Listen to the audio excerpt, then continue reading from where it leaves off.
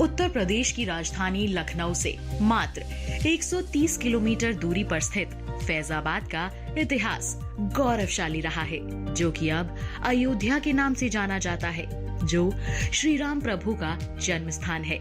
इसका भौगोलिक क्षेत्रफल 2522 वर्ग किलोमीटर है और जनसंख्या लगभग 3 लाख। 5 तहसीलों और 11 विकास खंडों में विभाजित है। उत्तर में घाघरा और दक्षिण में गोमती नदी से घिरे होने के कारण यहाँ खरीफ और रबी दोनों फसलें होती हैं। जनपद में लघु और सीमांत जोतों का प्रतिशत लगभग 94% है।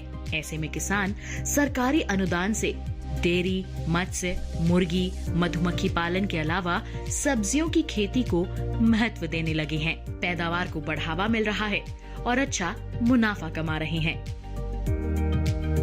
हमारे सफल किसान शिव पूजन सिंह भी कुमारगंज फैजाबाद के निवासी हैं। खेती किसानी से उनका पुराना रिश्ता है। आर्थिक तंगी के बीच उन्होंने कृषि की पढ़ाई की और सब्जियों की नस्ल सुधारने के लिए काम किया। 1982 से 2015 तक आचार्य नरेंद्र देव कृषि विश्वविद्यालय से जुड़े रहे। कृषि रिसर्च के लिए 2 साल तक विदेशों में रहे, विभिन्न सब्जियों पर शोध किया और स्वदेश वापस चले आए। यहाँ उन्होंने लौकी पर शोध करना शुरू किया। पहले लौकी टेढ़ी मेढ़ी और भद्दी होती, उसकी सब्जी लोगों के गले नहीं उतरती। लेकिन जब लौकी के औषधीय गुणों की जानकारी हुई तो शिव पूजन सिंह जी ने उस पर गहन शोध किया और लौकी को एक अगेती फसल, अच्छी उपज, खाने और देखने लायक प्रजाति बनाया। उनके द्वारा तैयार लौकी की लंबाई 6 फीट से भी अधिक होती है। लौकी की गिनती औषधीय गुणों वाली सब्जियों में होती है। अंग्रेजी में इसे कैलावस, मराठी में दूधी और उत्तर भारत में घिया कहा जाता है। लौकी का जूस सुबह खाली पेट पीने से अम्ल और पित्त का नाश होता है। यानी लौकी एक क्षारीय सब्जी है, लेकिन भूलकर भी कड़वी लौकी का जूस नहीं पीना चाहिए। ये घातक हो सकता है। जिस प्रजाति की खोज डॉक्टर शिव पूजन जी ने की है, उसके कई गुण और फायदे हैं।